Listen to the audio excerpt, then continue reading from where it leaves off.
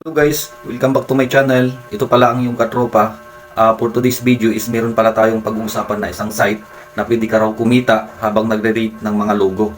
So, wag na nating patagalin, puntahan na natin at para may review ko na. So, bago ka pa lang sa aking YouTube channel, wag mong kalimutan mag-like, subscribe at pindutin ang notification bell para updated ka sa mga videos na i-upload ko. So, tara, punta na natin at para malaman nyo kung paano mag-sign in.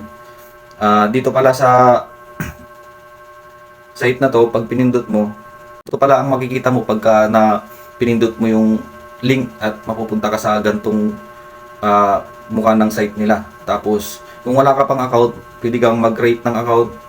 Pindutin mo yung create, tapos ilalagay mo lang yung full name, email, gender, at mag-create ka ng yung password. Tapos, pindutin mo lang yung I am not a robot, tapos pindutin mo yung registered. So, meron na kasi akong account dito, kaya maglalagin na lang ako para mapunta na tayo dito sa main dashboard nila. Ganito pala ang itsura ng main dashboard nila. Tapos, yung gagawin, meron tayong task dito na job level 1, job level 2, at job level 3. Ang gagawin nyo lang po dito sa job level 1, mag-rate po kayo ng logo.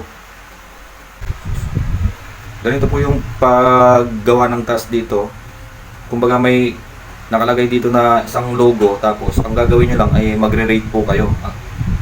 Mamimili po kayo dyan sa mga stars na yan kung ano yung rate ng nakita nyo. Depende sa inyo kung anong rate nyo.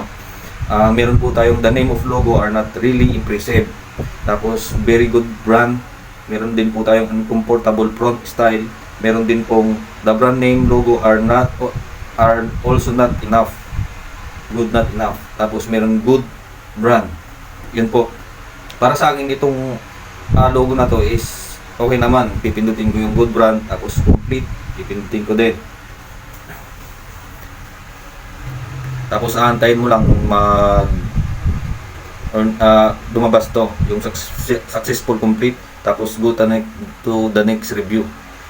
Ganun lang po yung gagawin mo hanggang sa maubos po yung task mo sa level 1. Pagkatapos mo gawin yung job level 1, meron din pong job level 2. Ganun din po yung gagawin mo, magre-rate ka lang din to dito sa job level 2. Same lang sila ng process, ganun din po sa job level 3. Magre-rate ka lang din dito sa job level 3 para maka-earn ka ng mga yan dollars nga. Meron na po akong balance dito na $48.76. Kulang pa ng $32 para maka-payout ako. Hindi pa po ako naka-payout dito. Meron din po silang referral program na tinatawag. Yan. Meron na po akong 8 na na-refer, tapos ang active lang doon is 5. Tapos meron din po silang video.